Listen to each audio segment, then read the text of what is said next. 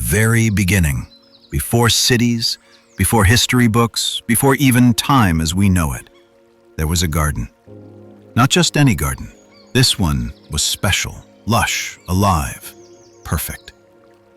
It was called the Garden of Eden. There were trees with fruit so sweet you could smell it before you saw it. Rivers flowed like silver ribbons. Lions lay down next to lambs. There was no death, no pain, just peace, harmony. And in this paradise, God created the very first human being, Adam.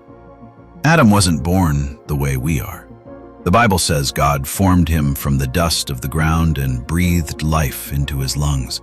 Just like that, Adam opened his eyes and he was alive.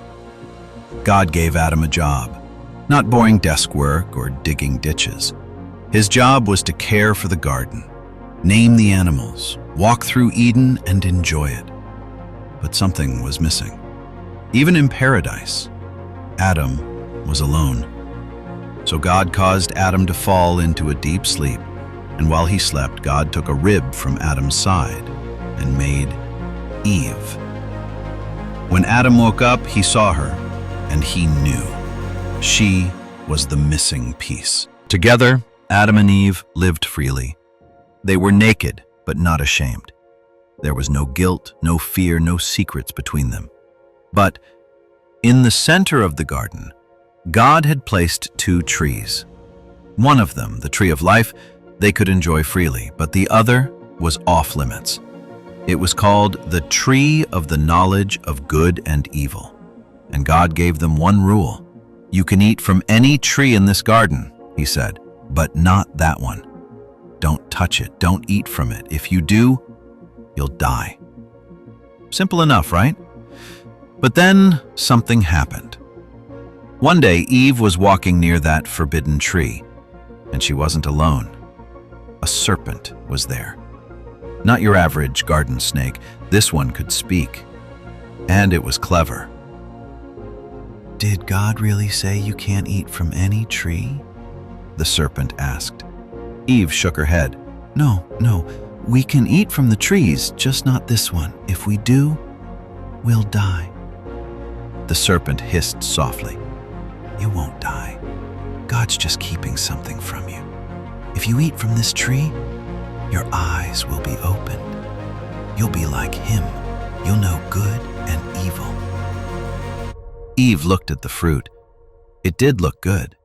She reached out, picked it, and took a bite. And then she handed it to Adam.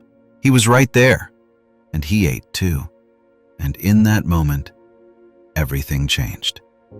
Their eyes were opened, but not in the way they expected. Suddenly they felt exposed, vulnerable, ashamed.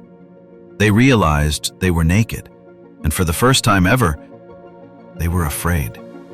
They grabbed leaves and stitched them together to cover themselves. Then they heard God walking in the garden, so they hid. Imagine that, hiding from the one who made you. But God called out, Adam, where are you? Adam stepped out, trembling.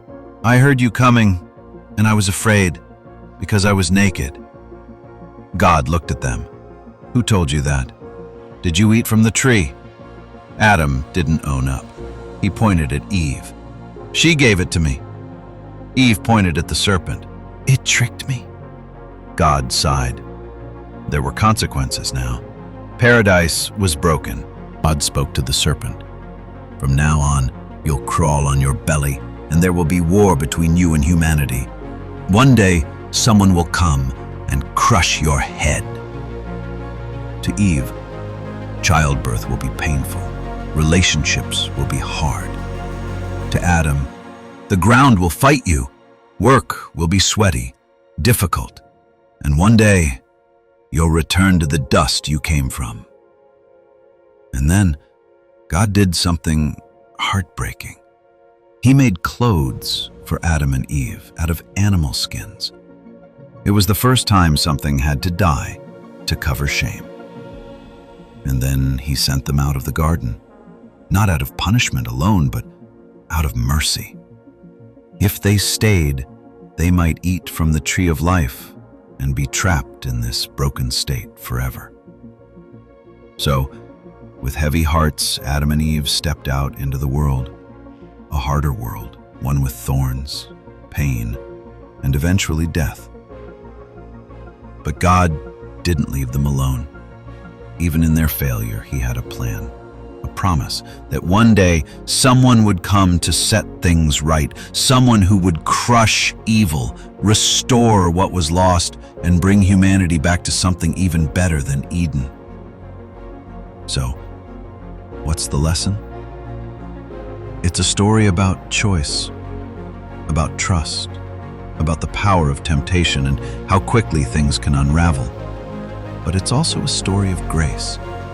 Even when we fail, even when we hide, God seeks us out. He covers our shame, and He offers hope, because from the very beginning, He knew the ending.